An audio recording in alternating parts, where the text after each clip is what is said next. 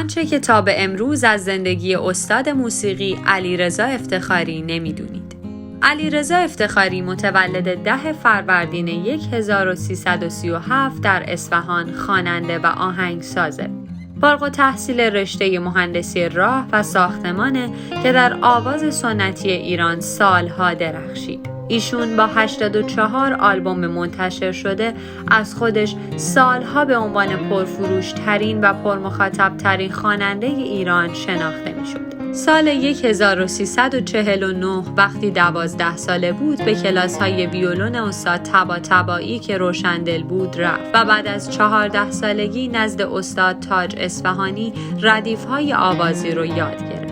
چند سالی نزد اساتید دیگه‌ای مثل استاد جلیل شهناز نوازنده سرشناس تار و استاد حسن کسایی موسیقیدان و نوازنده نی و ستار دوره‌های مختلف موسیقی رو گذراند. سال 57 وقتی 20 ساله بود در مسابقه موسیقی باربد با داوری اساتیدی مثل علی اکبرخان شهنازی، علی تجویدی و داریوش صفت شرکت کرد.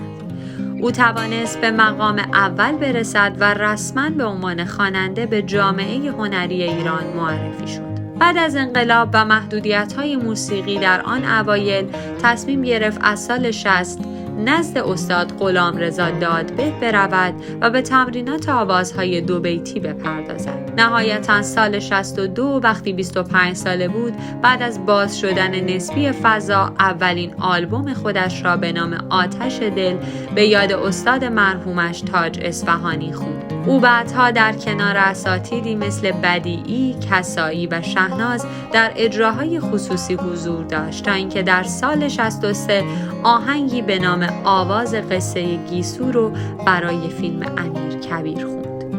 افتخاری از سال 62 تا سال 75 هر ساله یک آلبوم منتشر کرد و آثارش مرتب در تلویزیون پخش می شد. او از سال 75 تا 89 با فعالیت‌های منحصر به فرد خودش سالانه به طور متوسط 5 آلبوم منتشر می‌کرد و همکنون بالای 84 آلبوم رسمی منتشر کرده است.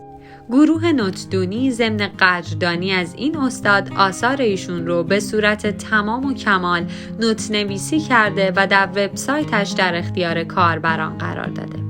استاد علیرضا افتخاری سال 55 وقتی 18 ساله و در حال اعزام به سربازی بود با دختر دایی‌اش ازدواج کرد که ثمره این زندگی 3 فرزند دختر به نام‌های الهام، مرجان و آوا است.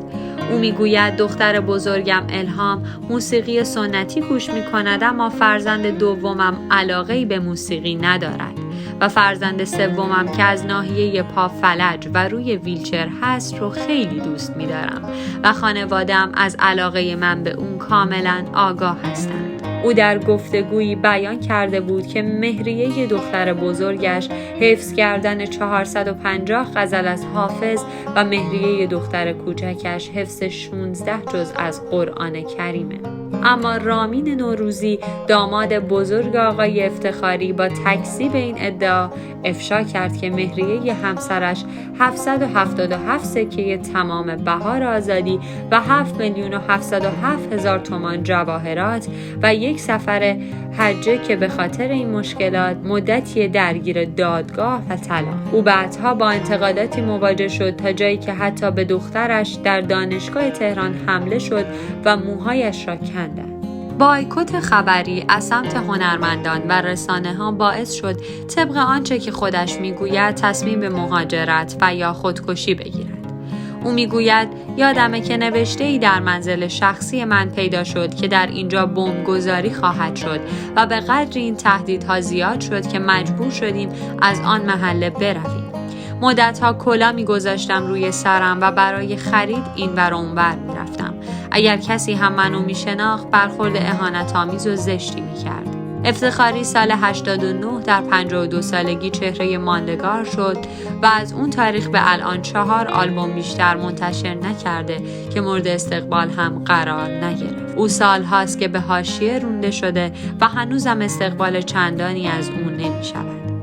سال 94 بود که افتخاری در کنسرتش در شهرستان بناب برای شادی چند کودک سرطانی حاضر به رقص در روی صحنه شد تا حال و هوای اون بچه‌ها رو تغییر بده. خودش درباره این اتفاق میگه همه وجودم رو برای شادی اونها روی صحنه گذاشتم و تا زمانی که لبخندشون رو ندیدم از صحنه پایین نمی اومدم. تم موسیقی در اواسط برنامه تم کردی بود. با اون آهنگ برای شادی اون بچه‌های سرطانی پایکوبی کردم. به خدا قسم که به خودم قول داده بودم تا لبخند اونها رو نبینم حرکاتم رو ادامه خواهم داد و همین موضوع هم اتفاق افتاد.